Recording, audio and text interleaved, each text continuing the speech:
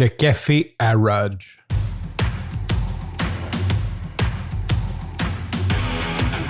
Il aime le code.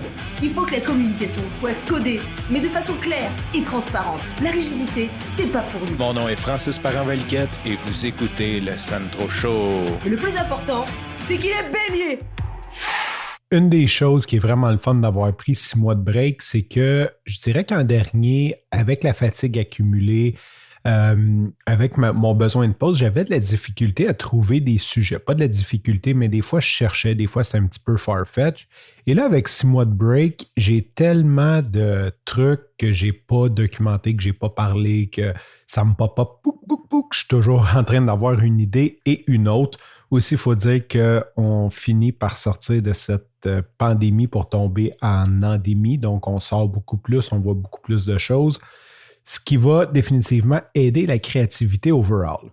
Au mois de janvier, je suis assis dans mon salon et je ne sais pas par quel flash que ça me passe, mais je réalise que le goût du café filtre me manque. Parce que si tu ne le sais pas, je suis un amateur de café.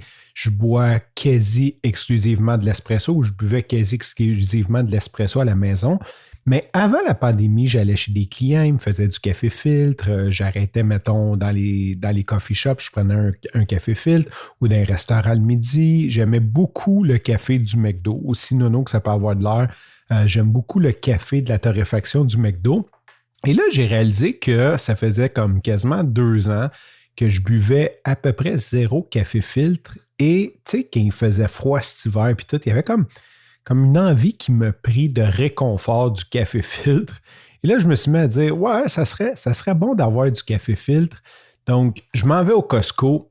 Et là, il y a la cafetière, la cuisinière, pareil comme celle de mon père. Donc, quand on parle de comfort food, peut-être pas tout à fait pareil, là, mais le même modèle 20 ans plus tard, là, noir avec le fini stainless, mais c'est comme du plastique fini stainless.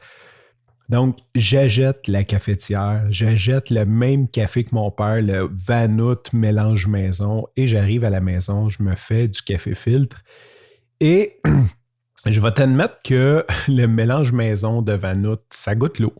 Je vais t'avouer, même si le goût du filtre me manquait, il manquait un petit kick dans ce café-là que j'ai aimé pendant longtemps. Je veux dire, juste comme pour parler de souvenirs, j'en ai parlé souvent, tu sais, quand je vivais avec ma mère, j'étais jeune, on était pauvres, fait que souvent le café filtre, c'était genre, tu sais, le Folgers, le Maxwell House, peu importe ce qui était en spécial.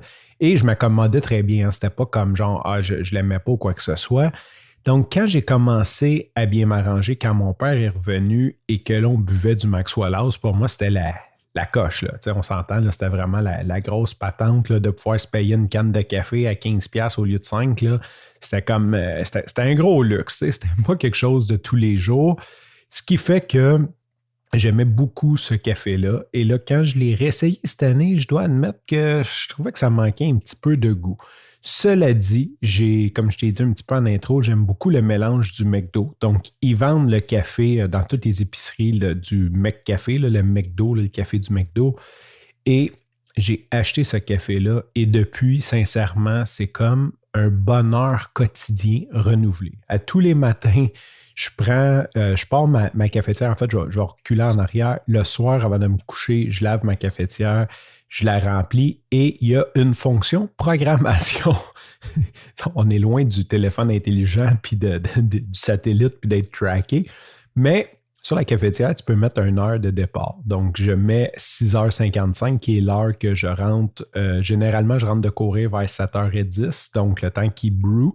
Donc, je prépare tout mon mélange. Je mets le timer pour 6h55 et quand je rentre de courir, j'ai l'odeur du café frais infusé et j'ai une de ces tasses de café filtre qui me rend heureux à tous les matins.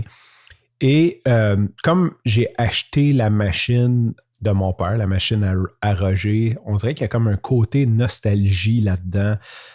C'est un petit plaisir de la vie. Ça, avec des rôtis ou des toasts en bon français au beurre d'arachide, on dirait que tous les matins que j'ai mon café filtre avec mes rôtis au beurre d'arachide, c'est une belle journée. Sur ce, je te remercie pour ton écoute. Je te dis à demain et bye bye.